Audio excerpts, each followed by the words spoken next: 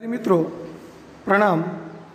माधव विद्या संकुलना online teaching में आप सौનું हार्दिक स्वागत है।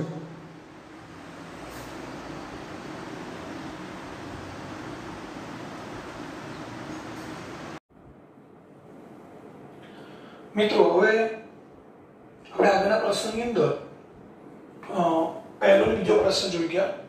હવે ત્યારબાદ स्वाध्याय 5.3 છે એનો પ્રશ્ન નંબર 3 છે। समांतर श्रेणी में અહીંયા મિત્રો જુદી જુદી समांतर श्रेणी में अलग अलग प्रकारनी किंमतो આપેલી છે અને અમુક ચોક્કસ કિંમતો શોધવાની છે। પહેલો પ્રશ્ન છે જેમાં a બરાબર 5 d બરાબર 3 an બરાબર 50 આપેલ હોય તો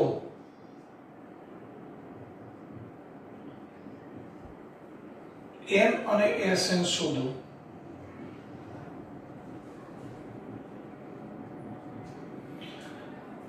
मित्रों आम जोवा जईए तो आ स्वाध्याय 5.3 છે એનો બીજો પ્રશ્ન આપણે જોઈ ગયા જેમાં સમાંતર શ્રેણીના પદો સરવાળા સ્વરૂપે આપેલા હતા। તેની પરથી આપણે a d અને an આપણને મળી જતું હતું। છેલ્લું પદ આપણે an લેતા હતા અને ત્યારબાદ n અને sn શોધતા હતા।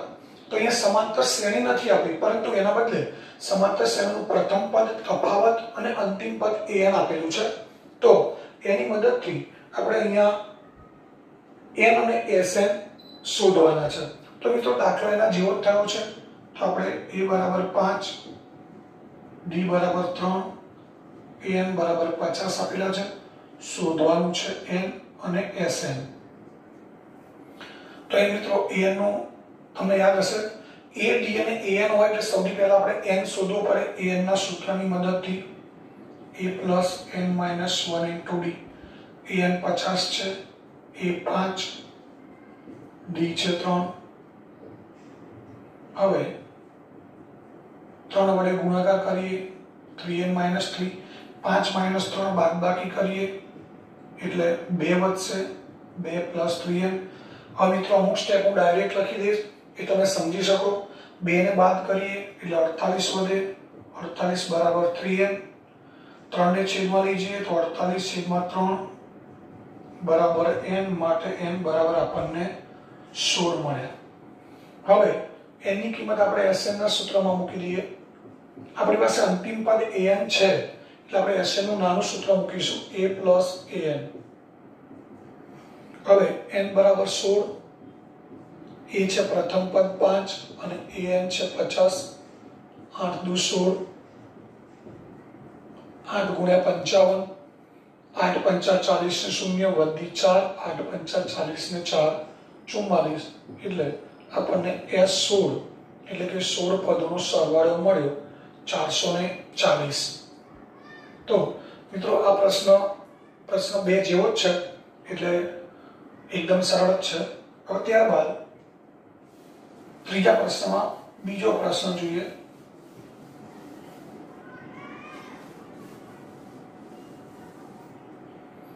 એની રકમ છે a બરાબર 7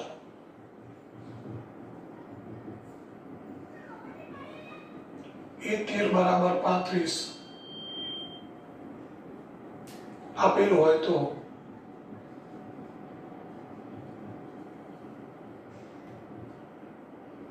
d અને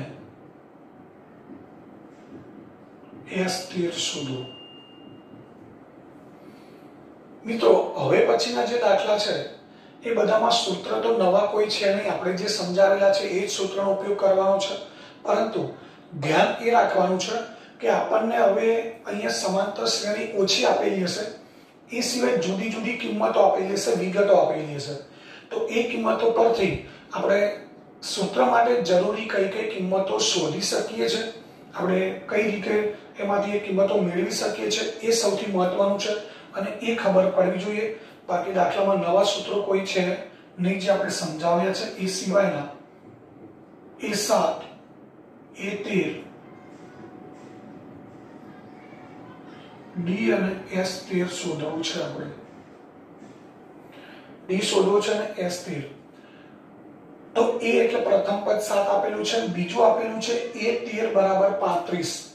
મિત્રો આની પરથી આપણને એટલી સમજ પડવી જોઈએ કે એ 13 બરાબર 35 એમાં બે કિંમત છુપાયેલી છે. એક n ની કિંમત, એ n ના બદલે એ 13 છે એટલે n ની કિંમત છે અહીંયા 13 અને એ 13 એટલે બીજા શબ્દોમાં an પણ કહેવાય, 13મું પદ એટલે nમું પદ, તો an ની કિંમત પણ 35 છે. તો આની ઉપરથી આપણે બે કિંમત શોધતા આવડવી જોઈએ, જેમ કે n બરાબર 13 થશે, an બરાબર 35. તો બે કિંમતો આની અંદર રહેલી છે. હવે આપણી પાસે a છે, n બરાબર 13 છે, an 35 છે. તો an ના સૂત્રમાં ચાર કિંમતો આવે છે, an, a, d અને n. આ ચારમાંથી ત્રણ કિંમત હોય તો આપણે ચોથી કિંમત d શોધી શકીએ. એના માટે આપણે a13 નું સૂત્ર મૂકી દઈશું, a13 બરાબર 35. મિત્રો a13 એટલે અગાઉ તમને સમજાવેલું છે, 13મું પદ એટલે a + 12d થાય બરાબર 35. જેમ કે આપણે 10મું પદ હોય તો a + 9d લખીએ છીએ, 5મું પદ હોય તો a + 4d લખીએ છીએ. તો 13મું પદ છે તો a + 12d. હવે એની કિંમત આપણી પાસે છે 7. d ની કિંમત શોધવા 7 અને 12 બંને સામે લઈ જવા પડશે, પરંતુ પહેલા 7 સામે જશે. તો 12d બરાબર ડાયરેક્ટ હું બાદબાકી કરી દઉં છું. 35 માંથી 7 બાદ કરીએ એટલે 28 વધે. d બરાબર 28/12. હવે 7 ચોક 28, 3 ચોક 12 એટલે d બરાબર 7/3 એટલે d તફાવત મળ્યો 7/3. મિત્રો હવે આપણે s13 શોધવાનું છે. s13 માટે d ની કોઈ જરૂર નથી. છેલ્લું પદ આ 13મું પદ s13 શોધવું છે ને અહીંયા a13 પણ છે. તો આપણે s13 બરાબર ડાયરેક્ટ સૂત્ર લખી શકીએ. આ રીતે લખીએ તો પણ વાંધો નહીં. sn બરાબર n/2 a + an. ડાયરેક્ટ ખ્યાલ ના આવે તો sn વાળું સૂત્ર પહેલા મૂકી શકાય. હવે s13 એટલે જ્યાં n છે ત્યાં આપણે 13 મૂકી દેવાના. તો s13 બરાબર 13/2 a + a13 આવું આપણે લખી શકીએ. સમજાય છે ને? n બરાબર આપણે 13 લીધા છે તો અહીંયા પણ 13 આવશે, અહીંયા પણ 13 આવશે. તો હવે 13/2 એ આપણી પાસે છે 7 અને 13મું પદ છે આપણી પાસે 35. 35 + 7 સરવાળો થશે 42. 21 નું 42 છેદું કરી દઈએ. હવે અહીંયા 13 નો ગુણાકાર 21 સાથે કરીએ તો 13 × 13 વધી 3 + 1 13 2 26, 26 ને 1 27 એટલે s13 એટલે કે 13 પદોનો સરવાળો મળ્યો આપણને 273. તો આ રીતે આપણે a અને an આપેલા છે. a13 એટલે an આપણે સમજીએ તો એની પરથી આપણે d અને s13 આ રીતે શોધી શકીએ. હવે ત્યારબાદ પ્રશ્ન 3 છે મિત્રો, એ ખાલી તમને સમજાવું છું. કઈ કિંમતો આપેલી છે, કઈ શોધવાની છે, તમારે ઘરેથી ગણવાનો છે દાખલો. 3 ની રકમ છે એમાં a12 બરાબર 37 છે, d બરાબર 3 છે. તો a અને s12 શોધવાનું છે. આ પ્રશ્ન 3 ની રકમ છે. a12 37 છે, d 3 છે, a અને s12. તો મિત્રો આના આ દાખલામાં ફરક એક જ વસ્તુનો છે કે અહીંયા પ્રથમ પદ હતું, અહીંયા પ્રથમ પદ a નથી, એના બદલે d આપ્યો છે. આ દાખલામાં આપણને પ્રથમ પદ હતું તો આપણે પહેલા d શોધ્યો હતો અને એના માટે કયા સૂત્રનો ઉપયોગ કર્યો હતો? a13 બરાબર 35. તો એ રીતે અહીંયા a12 બરાબર 37 છે. તો a12 બરાબર 37 એટલે a + 11d લખી શકાય. જેમાં આપણી પાસે d ની કિંમત છે તો a + 11d બરાબર 37. એમાં d ની કિંમત મૂકીએ એટલે આપણને સૌથી પહેલા a મળશે. a મળે પછી જેમ અહીંયા s13 નું સૂત્ર મૂક્યું છે એ રીતે s12 નું સૂત્ર મૂકી અને આપણે કિંમત શોધી શકીએ. તો રીત એક જ છે, ખાલી એક એક કિંમત ઓલ્ટરનેટ આપેલી છે. અહીંયા a આપેલો છે, d શોધવાનો છે. તેના બદલે અહીંયા d આપેલો છે અને a શોધવાનો છે. બંનેમાં એક જ રીતના સૂત્રનો ઉપયોગ કરવાનો છે. તો એ તમે ઘરેથી કરી શકશો. હવે ત્યારબાદ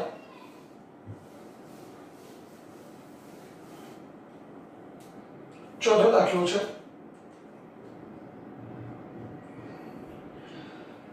જેમાં a3 બરાબર 15,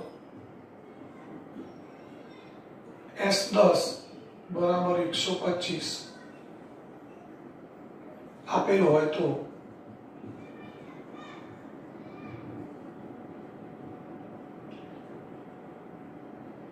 D અને A10 શોધો। મિત્રો ચોથો પ્રશ્ન છે એમાં A3 બરાબર 15 એટલે ત્રીજું પદ 15 છે, S10 125, S10 એટલે આપણને ખબર પડી કે 10 પદોનો સરવાળો, જે શ્રેણીનું ત્રીજું પદ 15 છે એ શ્રેણીના પ્રથમ 10 પદોનો સરવાળો 125 છે। આનો અર્થ એવો થાય તો એ સમાંતર શ્રેણીનું 10 તફાવત શોધવાનો છે D, બે ક્રમિક પદોનો તફાવત, અને 10મું પદ A10 આપણે શોધવાનું છે। તો મિત્રો અહીંયા આપણી પાસે સમાંતર શ્રેણીનું કોઈ એક પદ આપેલું છે અને કોઈ ચોક્કસ એટલે કે 10 પદોનો સરવાળો આપ્યો છે। તો મિત્રો હમણાં મેં તમને કહ્યું હતું A3 બરાબર 15 છે, S10 બરાબર 125 છે। તો સૌથી પહેલા આપણે એ વિચારો આમાંથી આપણે કઈ કઈ કિંમતો શોધી શકીએ, કઈ કિંમતો બહાર કાઢી શકીએ। તો n બરાબર 3 ગણાય અને an બરાબર 15 છે। તો an નું જે સૂત્ર છે એ સૂત્રમાં ચાર કિંમતો હોય, a, d, n અને an। એમાંથી બે કિંમતો આપણને મળે છે। મિત્રો કઈ બે કિંમતો મળે છે? તો આ n 3 છે અને an 15 છે। બાકી રહી બે કિંમતો a અને d, એ નથી આપણી પાસે। તો આ સૂત્રમાં n અને an ની કિંમતો મૂકીશું એટલે a અને d વાળું એક દ્વિચલ સુરેખ સમીકરણ મળશે। મિત્રો સમજો, n અને an ની કિંમત મૂકીએ તો a અને d ની કિંમત આપણી પાસે નથી, તો a અને d વાળું એક સમીકરણ મળશે જેને દ્વિચલ સુરેખ સમીકરણ કહેવાય। એ જ રીતે Sn નું સૂત્ર છે, Sn નું જે મોટું સૂત્ર છે એમાં ચાર કિંમતો આવે છે, Sn, n, a અને d। તો અહીંયા તમે n બરાબર 10 લઈ શકો, Sn બરાબર 125 લઈ શકો। તો આ સૂત્ર છે, આ કિંમત છે S10 બરાબર 125, એમાં પણ આપણને બે જ કિંમત મળે છે, એ પણ n અને Sn। તો અહીંયા પણ આપણી પાસે a અને d ની કિંમત નથી, તો Sn ના સૂત્રમાં n અને Sn ની કિંમત મૂકીએ એટલે a અને d વાળું એક બીજું સમીકરણ મળે। મિત્રો એ બંને સમીકરણને આપણે ઉકેલીએ એટલે આપણને d મળે અને a મળે। a અને d મળે પછી A10 એટલે આપણને ખબર છે a + 9d, a + 9d, જેમાં a અને d ની કિંમત આપણે એપ્લાય કરીએ એટલે આપણે A10 શોધી શકીએ।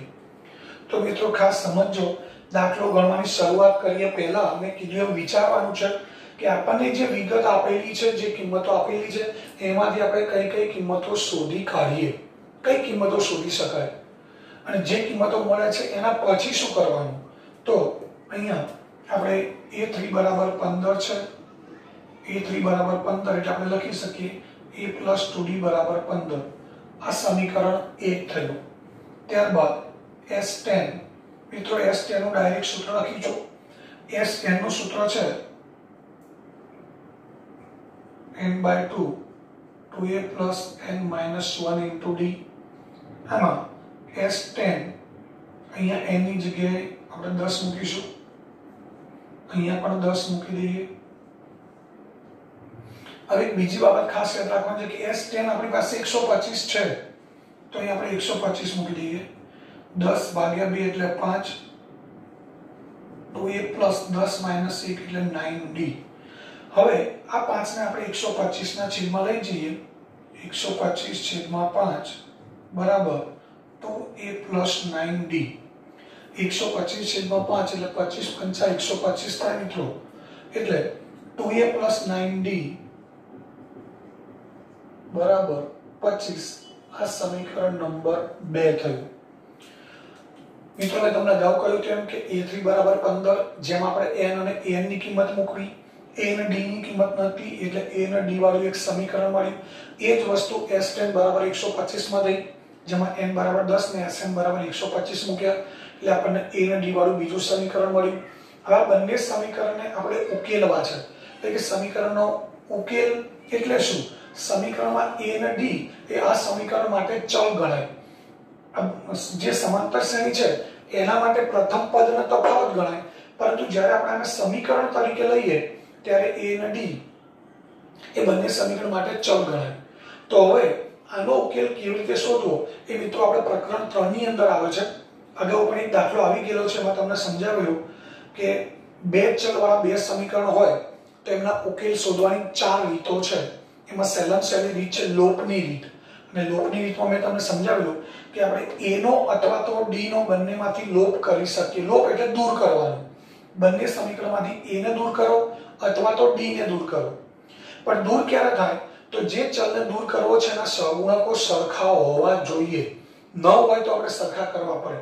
અહીંયા a નો સહગુણક 1 છે, અહીંયા 2 છે. નથી સહગુણકો સરખા. d નો સહગુણક 2, ત્યાં 9. d ના સહગુણકો પણ સરખા નથી. તો આપણે કોઈ એકના સહગુણકો સરખા કરવા પડે. તો કોના સહગુણક સરખા કરવા સહેલા પડશે તમે સમજી શકો છો. અહીંયા a નો સહગુણક 1 છે, અહીંયા 2 છે.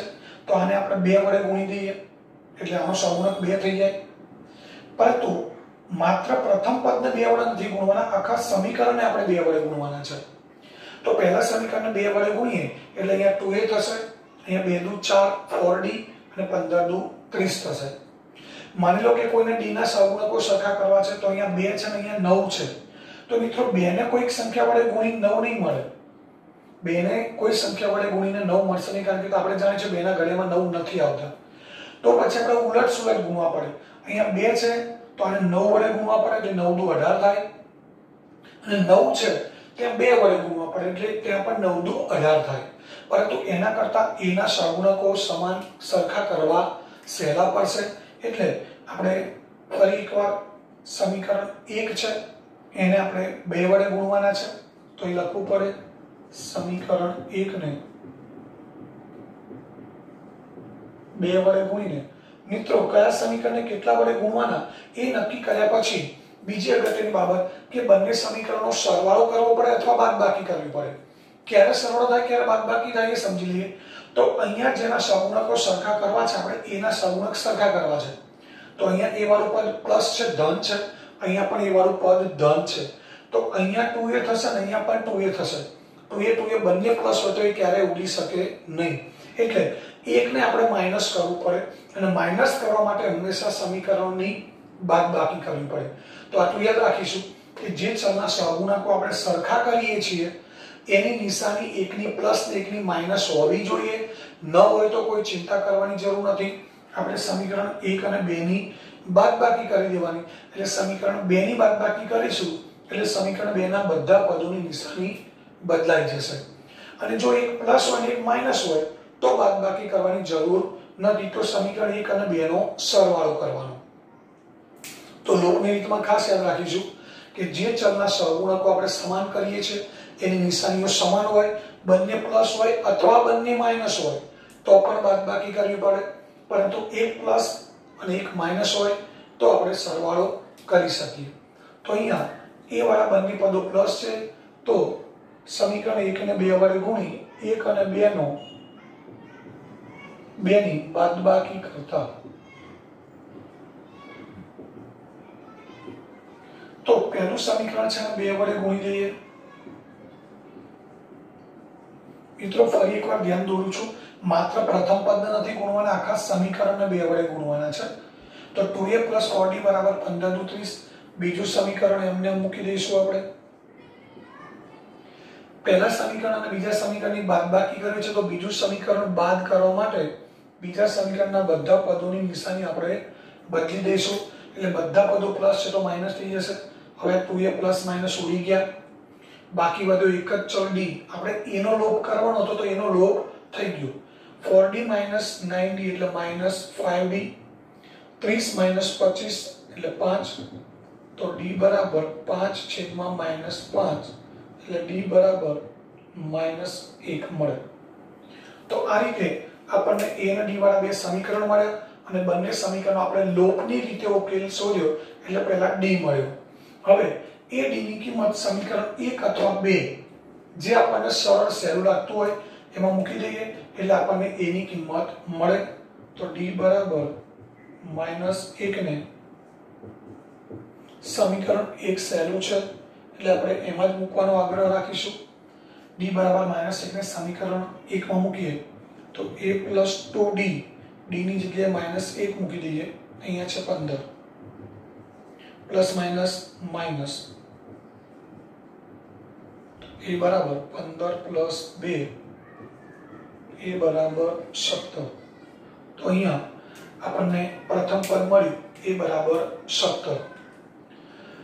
મિત્રો જો ડી અને એસ એ 10 આપણે શોધવાનું છે। હવે એ 10 એટલે 10મું પદ અને એ 10 એટલે આપણે ડાયરેક્ટ લખી શકીએ a + 9d। હવે a ની કિંમત આપણી પાસે છે 17, d ની કિંમત છે -1 સોરી d ની કિંમત છે -1। તો હવે 17 - 9 9 ગુણ્યા -1 -9 17 - 9 એટલે જવાબ મળશે આપણને 8। તો અહીંયા આપણને 10મું પદ મળે છે 8 એટલે એ 10 મળે આપણને 8। તો આ રીતે અહીંયા આ પ્રશ્ન 3 છે એનો ચોથો પ્રશ્ન અહીંયા પૂરો થયો। તો મિત્રો આ દાખલાઓ છે। હવે પછીના પ્રશ્ન 3ના મોટાભાગના દાખલાઓ એવા છે કે જેમાં આપણે સીધું સૂત્ર મૂકી અને દાખલા ગણી શકીશું નહીં। એટલે આપણને જે વિગતો આપેલી છે એમાંથી આપણે કઈ કઈ કિંમતો શોધી શકીએ છીએ અને એનો ઉપયોગ કરી બાકીની કિંમતો કેવી રીતે શોધવી એ ખાસ સમજી વિચારી અને પછી આ દાખલા ગણવાના છે। આ દાખલા છે એ શક્ય હોય તો 2 વખત વિડિયો જુઓ, 3 વખત જુઓ, એનું પુનરાવર્તન કરો અને બરાબર સમજણ પડે પછી એને જાતે વિડિયોમાંથી સીધો મિત્રો ઉતારો મારવાનો નથી, જાતે પણ ગણવાનો પ્રયત્ન કરો। ક્યાંક ભૂલ પડે તો ફરી વિડિયો તમે જોઈ શકો છો, પરંતુ સીધો જોઈને ઉતારો મારવાનો પ્રયત્ન ન કરતા।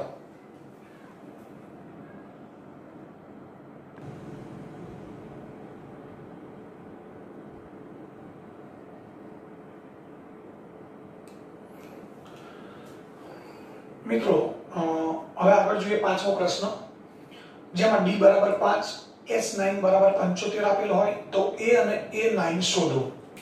હવે અહીંયા d બરાબર 5 છે, s9 બરાબર 75, a અને a9 શોધવા છે।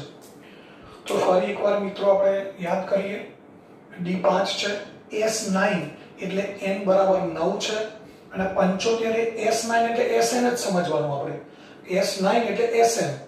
તો આપણી પાસે d ની કિંમત છે, n છે 9 અને sn છે 75। તો sn ના સૂત્રમાં a d sn અને n 4 કિંમતો આવે, એમાંથી 3 કિંમતો આપણી પાસે છે। તો ચોથી કિંમત એ આપણે સરળતાથી શોધી શકીએ। એ મળી ગયા પછી a9 શોધવા છે।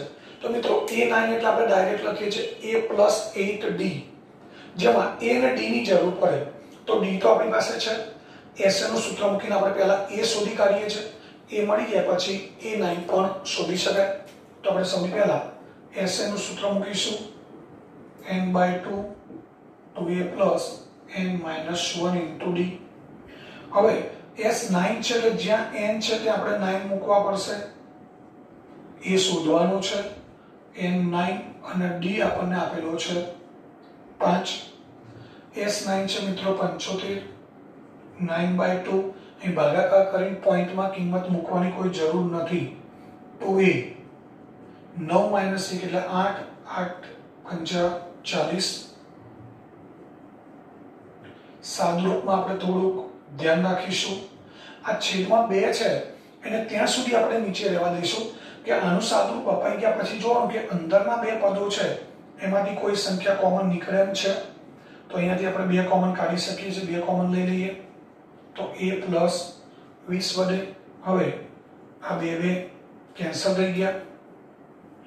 હવે આ બંને કેન્સલ થઈ ગયા તો હવે બાકી બાજુ 75 બરાબર 9 કૌંસમાં a + 20। તો હવે આપણે a ની કિંમત શોધવા માટે 9 અને 20 બંને આ બાજુ લાવવા પડે। તો પહેલા 9 છે ગુણાકારમાં છે, ભાગાકારમાં જશે, 75/9 25 તારી 75 3 તારી 9 એટલે બાકી વધશે 25/3। 20 ને આ બાજુ લાવીએ। હવે અહીંયા આપણે બાદબાકી કરવા માટે 3 લસા લેવો પડશે, 25 એમને એમ રહેશે અને 3 ને ગુણીએ એટલે 20 તારી 60। હવે અહીંયા 25 માંથી 60 બાદ કરીએ તો -25 35/3 આ મિત્રો આપણા માટે પ્રથમ પદ થયું એ બરાબર -35/3. હવે આપણે a9 શોધવું છે. a9 બરાબર a + 8d. તો અહીંયા a9 શોધવું છે એ છે આપણા માટે -35/3 અને d આપણને આપેલો છે 5. 8 × 5 = 40. અહીંયા પણ લસા લેવો પડશે 3. -35 એમને આવશે અને 40 ને આપણે 3 વડે ગુણીએ એટલે 120 થાય. 120 માંથી 35 બાદ કરીએ એટલે 85 વધે અને 85/3 આ મિત્રો આપણા માટે 9મું પદ થયું. એટલે a9 બરાબર 85/3.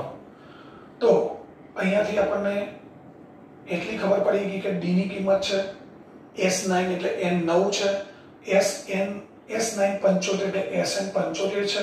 તો આપણી પાસે d છે, n છે અને sn છે. તેની પરથી આપણે સૌથી પહેલા a શોધી કાઢ્યો.